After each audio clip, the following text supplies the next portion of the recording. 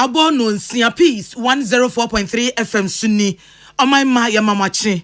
anopai kasia yensa kan ye de bra besumui kasia ifri peace FM so won kran sign am okay 101.7 nit FM 100.9 ye nyina ye ship house Abeka junction wo enkran ena fe hello 101.5 FM enu okumase enu achi radio stations ahodo bebre wo Ghana enya brochira man so ahodo ya omaje kase de peti adomo etie bi ensama mo betie yi ni ensama ahodo bebre wo peacefmonline.com ni ghanatoday.com na kase yi emu nsamo a edi akotini bi ene say Ono nyanfo Mohammed Mutaka Mubarak enso dia tudwa se ukọ Kotoka International Airport infidie de adwuma bia ajegun no mbehwe no matotobi ade ahyem sese abansofo shapo modin so abekire ba bia sa wo kra enuro afra manone abagana wo de befa na yakọ ensem num do so a National Cathedral mpanufo eda no de krata bia pia bonten se nipa bi susu se mfanya bibi fufo no onzo mu nkire mu omode bani amane bia beto dwabo so me match mu se obidi container mua ya gold bars akese ene America $40 ma tenchem be pie Ghana no emu nsem na kosisen ye de ba abakade yakọ eye agudie mu nsam so a sesi ade Real Madrid adane akokọ de hwe beku ako enura PSG fo so mu ayom se de kotoko eye has ni bi ejamo meka makoma konan o mantimi anti o yanum wei ani nsembi ni aka bo mu anopa yi a ya de ba beso se kase na enyumako bi adaroma na wo mo aso yasene sa enyumako yi ene First Atlantic Bank eye bank yasem ne yaka no enyo sika de eja empenfo sika ye moja ene nti upa bank a wodi sika koto wa ebira upa bia won sabeka eye First Atlantic Bank e base yamfa ba fukwan sunsun ni dwuma de a ene ejai emprema akoma o maja to aso First Atlantic Bank wa no ho hare e wo sa kwan so twerofo ya kanfu bank papa ye different e bank nyina mu a na First Atlantic Bank so wudi mafoti asia yade na to nkwanta mapai yade ya obi benya won so a lefri yade enzo tuto nipa no fon ebi monom live soup nso enko yade na hia duro fa kọ eye dokota time da so no ma bere no anza mu aduro sere be a yade na edoko na haw no obetu asie hon na wan to na mane 0244 774 282 and 0500727215 enyumako nti ana moti ene adehye kasa eye miu achenkwa na menumbre mu na wo fedua asuna piesie na wodi ankan kwa meyebo ana fi ajoa yeboa eje afi kase ni mu nsem ankasa eni abansofo hwo manwe nsem so Minister of Interior Honorable Mohammed Mutaka Mubarak wono no wokase wasan odi nsem bi atodwa se na anu asem bi ebepie so wo Ghana samokayi a bosome miensa ni mu ya ti se container emma wobi di free bia bepie Ghana yakobie so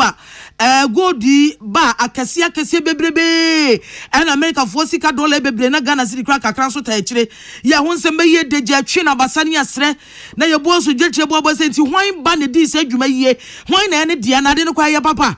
ehun asam na abeto edwa no osofo na yi ano se saa dia no mugusu hwehwem omunwie ye eti enche kokoma so matoto ye ma ye hwehwemu na wie ade mu nsam ne mu mwan no abeto dwa ma Ghana fo nyina ate wose sesia no eye gold board bedwa na ye wo Ghana no wo mo ni national security and America man no wo mo miensa nyina kan bom ya obia edin sa woso ne yonko din sa woso wo mo be so mo hunu se ade no mu hwehwemu na ekosi sen ade na ye papa ana ye daada kra kotobeku ma ana se ye kro no ye gold kan ana ko bi di fa kuntrase na nkode ababedi ne dwuma se na medical chebo so me match no wa fiye mu na banbofo no ensa source ade mu e wo enkran montene eso osofo ne kyase mu no wo se si aye kasa yi wanwa waya abenfo no osian no e wo sika mu hunu se sika da hoyi wei ayakroje ana sika wei ayadada kra saafo ni bi fi America ana fei Bank of Ghana ye omansi kakra bia batan ana fei national security omu nyina ka bo mu hwe se US dollars na aya papa na ana gold bars ne so na egu container ni mu no afa na Ghana gold board ne ehwehwem se eno so so ye no kra ye gold kan eto omu ye adwumaden encha kokoma so omawie ade mu muai no abeto Ghana for anim In March 2025, security operatives acting on intelligence reports successfully intercepted suspected counterfeit US dollars and fraudulent gold bars stored in a shipping container located at Sipperman area. The Speaker, following established security protocols, the exhibits were securely protected. Later, in the interest of accountability, the media, an important partner in this effort, was invited to cover the story for reporting purposes. The National Security is also collaborating with the United States Embassy to confirm the authenticity of the suspected counterfeit currencies. At the same time, there is a collaboration with the Bank of Ghana and the Ghana Gold Board to confirm the authenticity of the intercepted gold bar and Ghana cedis. Yeah, and Minister of Interior, Honorable Muntaka Mubarak, SIA HM say, Wabi Babis are saying, I didn't want Nipacrano on any dear. Sa contain and where quatri and a white dear. Na, and no now soft one a year no send no question ye. A yantam do so this side in to just abre and no mushishamu warriority or Kobo Monsieur Babudis as messy and all benti and now quota. Obeshamajam na fay a quasai and as a coaching chain shishamunwa or moyano and Because of the nature of the operation, at this stage it's not possible to name the suspect because we are still trying to apprehend all those involved. But what I can tell you is that the lead person is not even a Ghanaian, but we believe that he has collaborators who are Ghanaians that are facilitating this kind of operation. So if you notice, I'm sure you may have some information, where we find the containers, we've still left it in the same compound. We've only provided security men and women guarding to make sure that we ourselves don't even tamper with the content of the container. So you can be rest assured, once the investigation and the operations is over and we are able to apprehend all those involved, we'll put their names, definitely they will be before court and their names will be known. Thank you, Mr. Speaker. Yeah, Nipa Etene ka say yaban so for sure manuel samso Honorable Mohammed Muntaka Mubarak. Na yegusa Ghana mrashebe dwefie no no nyamfo ne din ede Reverend John Intimfodwo ono ya mrashebe dwene ma de hye wa sensa abato mpeso aso osadi kwehan epempem no nyamfo Mohammed Muntaka Mubarak se akura una awe so afo a wohwe manwensem so ewo memu na yebusa okwo kutoka international port ne habone ade a envidi from says scanners yama so fa apra jepu na zo otukwa akwa brochire na ewose etimi scanner ne wes na atade a hyeni onfa akwadu nshem onfa mangu nshem onfa akwoke na se wi enve hemu a envidi ade ye no dodo na asese ene wo ho nti akwa ba na ban yi fa so atima to video no foforo se kame se na nsen obi peso si odinu bone edwane fa Ghana ha Kotoka International Airport eno mutade fa ya chi amanfo ho pa eno no nyamfo Mohammed Muntaka Mubarak kase Monica sa atia bisani agro wabuse be yiwa no na tuanu ye ni sen eno sa no ye nya ne se eno kre se sia de omo de nkrama bi omo hwehwia ana akwa airport 22 ba ti gwa no mba be hwia na ho ye hwia na ho ne o zampa akwai koken show suitum ana so aksi wudi bibia hyeme ye wi won ba chi usisi a eno so nkyira se envide na se so mayi omani omso ma hyase di nkomo toton krata enti enchebe mu wie nkrata asem na won beto scanners no foforo e dia ba se dia be ya nipa boanfo am dia ka omonko no mu di wi ni kokeni du bone be fa Ghana airport ene habo no eto atwa eno so sei eno no nyamfo Mohammed Mubarak Muntaka Akan to procure advanced body and baggage scanners to enhance the operations of the agency at the airport. These scanners are essential not only for improving the ability of Narcotics Control Commission to detect and intercept illicit drug, but also for aligning Ghana's counter-narcotic effort with international best practice in airport security and trade facilitation. Furthermore, Mr. Speaker, given the global security implication of narcotics trafficking, the Ministry, in collaboration with the Narcotics Control Commission, are actively engaging both local and international partners to mobilize additional donor support to expedite the procurement and deployment of these scanners. We yo no nyamfo Mohammed Muntaka Mubarak so afo hwe amanwensem so e memosam so ma se dwane ade chewo aswase abato mpeso so na sei eno ka fe nkrama ne. Speaker, yes, I acknowledge the challenges and the concern of the honorable colleague, but you know the procurement process has to be followed. But what we are doing in the interim is that we are using this Sniffer dog, and each time we see substance that looks like drug, we try to get it to laboratories to test for AIDS for confirmation or otherwise. So yes, I know that having the scanner at the airport would have been an excellent one, but because of this challenge and having to go through the procurement process, which is delaying, we are currently using sniffer dog to enhance the tracking and search for possible drugs at the airport. I can assure my colleagues that as soon as funds are available, we'll make sure that we procure it, because it is so important, not just for only narcotics cases, but for all other cases like people who are smuggling gold and smuggling other things that are not supposed to be smuggled at the airport. Thank you very much, Mr. Speaker. Unonyamfo Mutaka Mohammed Mubarak en wakasa nche ko ba se bia evans emfato azikodru no adu airport wo na se yeden krama gusu di wachi a enyo adwen se bia we kraman tina omgusu e bia na bibi show eno nkrama ni di wachi a we se boni bi wo ma William Gentu eni Emmanuel Akoli na din se mu ebre yet wakasia no eso abanso for shop omudin sem so anabo kwabna minta akando wono so no wakasai asem odi atu dwane ne se efiti sa breko enu a ye krafia ma no ne bewura o man gane mu no o ma yimia mieru pe ya ho na obetumi di afa na sa mia mieru no eye tema stima aginaye me che tema port ena fe koto kawum hye gina bia e won kran na obi ya de aduro be free ba bi abewura gana na wamfa sa ponkasie mienu amabodi nso anya wo yare aduro no wonsa so mo obesisi obeji efini nsem osafo na sem odi atu di anya se we ka abaya na mo awo tuo sane be ya enuro bi asabi mebunu bi nonom na ese ha dwene anase timi ese onipa dwen kwan brofo se opioids no we ye kwan aban fa so no odi esi ano kwan na enkoka mebunu nsa bebrebe na wonfa nyema sabi mfa so eni so wodi sanse mo nyina to gya kyeremu se won so aye enufrafrafo aye pharmacist fo no wo mo wasade kase da won so wasodie kase ada won so obetimi aboa efi se dia kan se national emergency na asemu ya baba kan bi eyoman Ghana hia sam kase pa eba oman na pomodin ensemu a onabo akando de sansemu ye atu dwabra wo ye amane bodwa na pharmacist fo ma konsuku awie ntete makomako ahensia ne dunan wo mode pon ho na wo pa ho ntoma ewo abontimu na nasmode tu dwabie no ene se sa opioid edro ya ye kan wasem tramadol mu nyina kan bi eye drunk ka washada ya ekumu eyaw obi akoye operation na se bibia eyaw na no odene no eno ne kwaya dokotafo fa so de kom na so eneyi emebru na to asim ye omo atu asisa opioid yi so di djuma wodo bebrebe na se bi ha dwene ese emebru apomoden eno nti ehiama sa abatu ho na mon ewo anibre so when wogina so di tu ja se pharmacist fo ahensia ne dunan no a wo ma wie suku omo ba bonte no mo so mabua bi na sa ekon aban yikun wontimi enku ne yie ebio osan hye omo bo se wo mo nuan madi ka wie pharmacy suku no ana ho tete no ebi no tena fie kyareye na yenya kwan emfa omo adwuma mu na so omo de enye safra se abana wie ho niema watoto nkratase ma wie a wo ma katua aka mu housemanship o eho dwumade nyina omo wie ni nyina enche ometimi ahye wo adwuma ye ase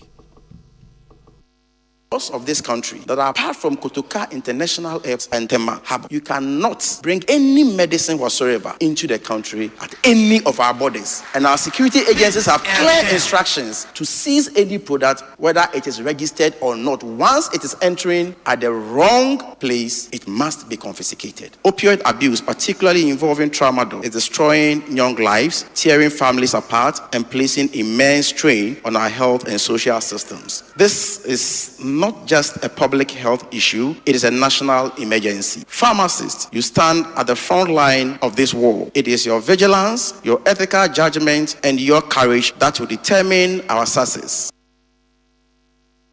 Yeah, nipa wakaza ye orura kwabena minta akando abanso for shop omudin semso na no achi ena Pharmaceutical Society of Ghana penny oda womo ano eye pharmacy doctor Samuel called Donko na ono kasa na semode tu dwane ne se wo sre abanse hwie be pharmacist fo be sema akomako apem ene hia sa ban fo omadwuma de won be sha nan efi se omahwe omkrofo bebrebe omo hia pharmacist fo e wa pomodi adwuma mu wo man Ghana Ghana etiaban entu wana mo owie no odane nani kwa wo mo afi no mo wie suku foforo no so etu wo mo fo se wo mo bai wo mfa sabe no kuradie ane pepepe ye ne da ho ane atu ho ache anya adwuma no ensom o my God adwuma no nso wo mo nya ne yie enye hwoti hwoche enye se wo sika anasa asemase nie adwuma no ye kan no wo mo nya sa adwuma no yie na wo nyina so mo aboso emo obane titru so betimi aboa abo Ghana pomodin eho eban na afen so gidie ne arehemu mapa no wasa hyemu kena mamafo nya gidie mapa e wo pharmacist adwuma nim wo o my Ghana mu. Pharmacists have not been hired in this country since the year 2020. The seriousness of the matter is that we still have hospitals in this country that do not have adequate pharmaceutical services. They do not have the pharmacists and are not providing optimum pharmaceutical services. What do we do when we have not optimized what we have? And that is why the young pharmacists of this country are embarking on a campaign today. And the campaign is simple: hire pharmacists now. The WHO ratio for pharmacists to the citizen ratio falls far below expectation. We can't talk about universal health coverage without universal pharmaceutical care. From now on, you carry the responsibility and the privilege of serving patients and society with integrity, professionalism, and compassion. Regardless of your area of practice, always remember one thing: that the patient is at the heart of what we do.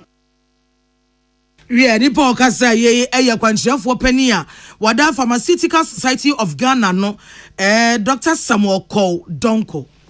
Ya kwa ensamfu from a National Cathedral honsem na kratai Paul Opoku Mensa PhD Executive Director National Cathedral of Ghana one ansaya se omasem ye tetetia wamsi nanu obusumi ne de tosonson enombo modu kwa emergency meeting emperifo na ye board of directors no eni asem be na esintem dim nika kwa board meeting so wo mi na de wo mu nie na ti kirem enjirem no wan a wamse an womu say online portal bi ede ababetu dwa say National Cathedral na ye sidi amagana be ya enga ye nane no nyamfa ne nya bia amamre ne amanne be koso cultural eye center na say kenke ye ne adwa bo agem kokan ntwini guma de be dia sa ho pa ene na apaya we na ye yi ni nyina bia frefrant one say yes your baby di say adwuma we say nyina bi ena National Cathedral mpanifo be tu dwa say akom eni nkiremu wom say samubaka ya Bosume bosume ifani July ni de di kan pepepe ena Nyankopon ya adom Magana mampani His Excellency John Dramani Mahama agitu mo sa National Day of Prayer and Thanksgiving abakwasam kese wo Ghana m yemmomodi nyina one yemmompa na nyame ase ompempenso odi o man Ghana bedo ebe adehyeman osisa adwumadi ekoso eye the forecourt of the State House abobo ano ho a ene yi ni tie na nipa efre chichiri bencha asofo na twotwowro agrada mu nyina akọ be wona okofam Ghana mampanika sama family sama nko even kura mepa ani na wotwe enu okọ nsawamin na enu nko nkyerechire mu kakra no ena ba beda dwa se sa eye culture center omsi emfenyi National eye Cathedral mpanifo se sa National Cathedral na esuo no ya obia bia segment be di ho dada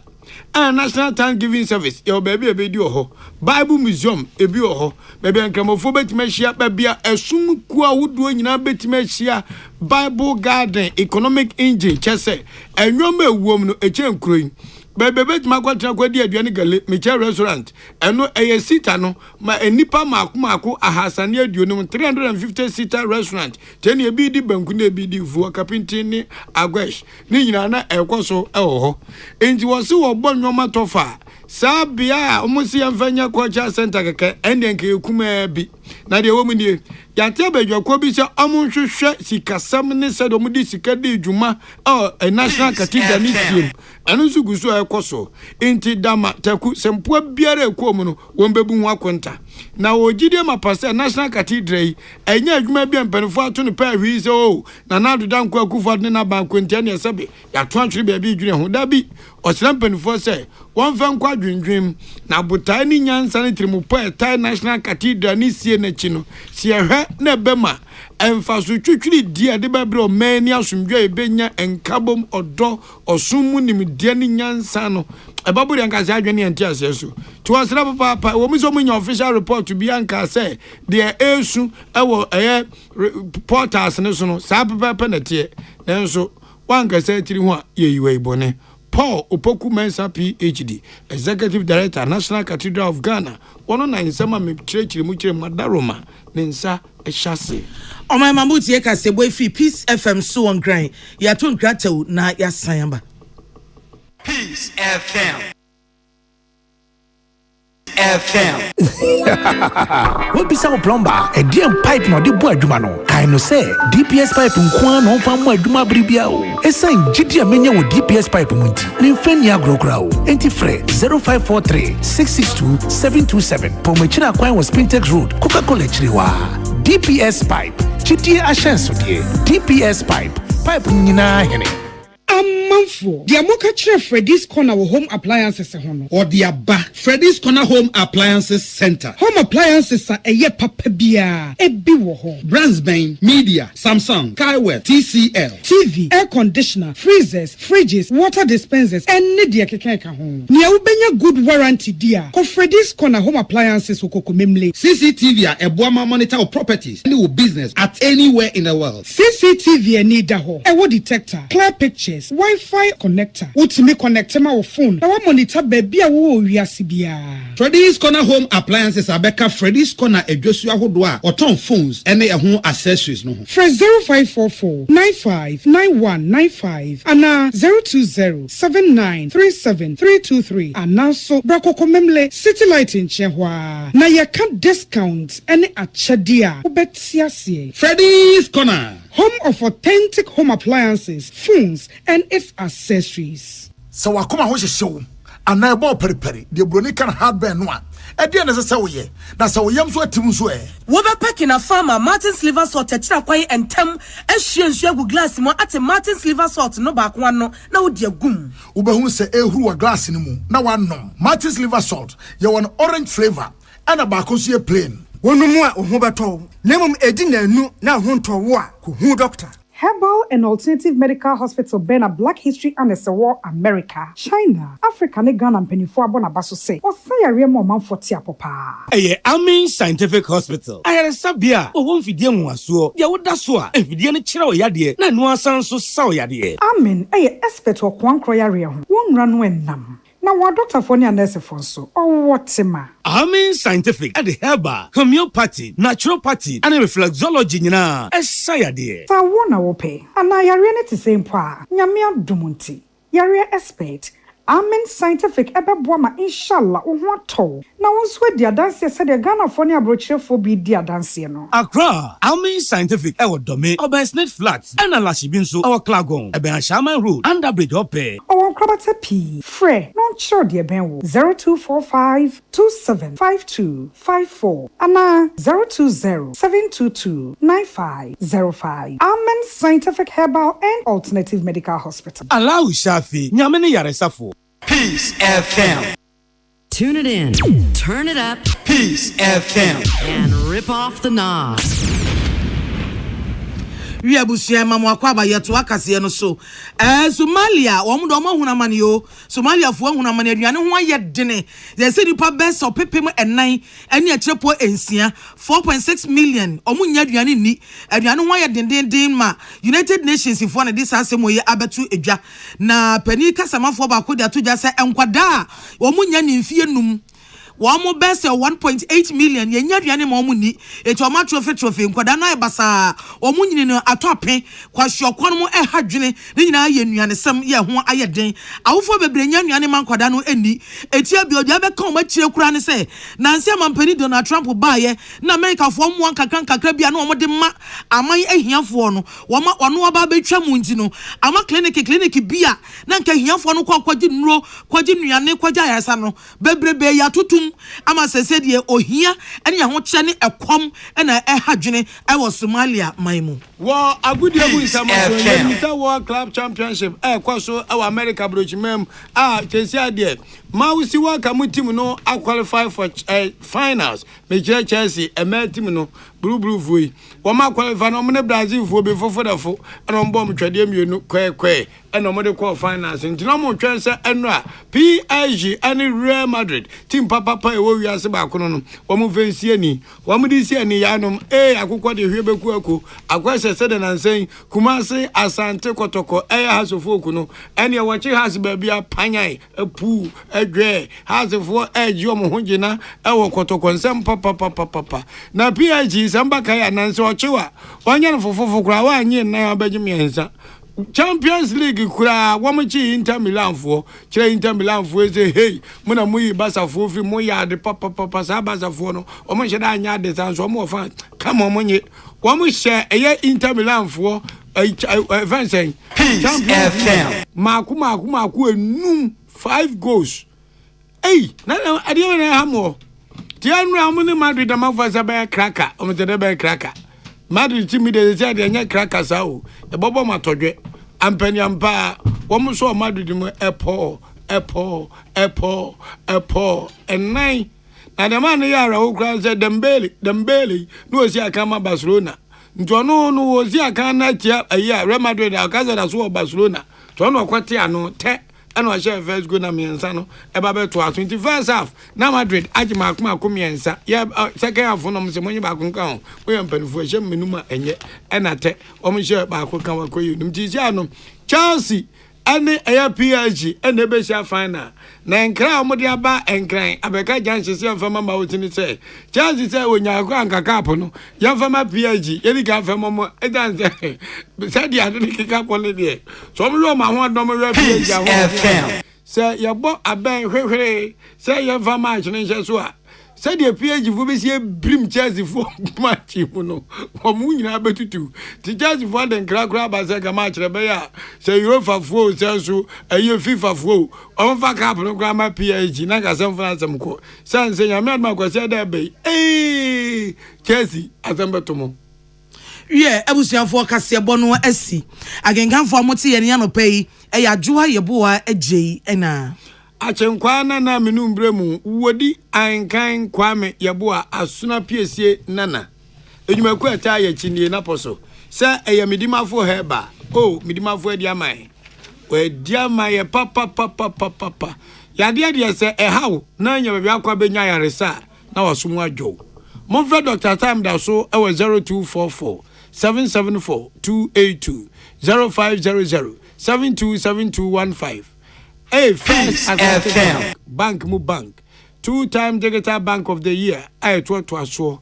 refreshingly different etefo ye twa ho ba ye bebo modern say ensem media inkrate mu no obati mu nsem. Tune it in, turn it up, Peace FM, and rip off the knobs.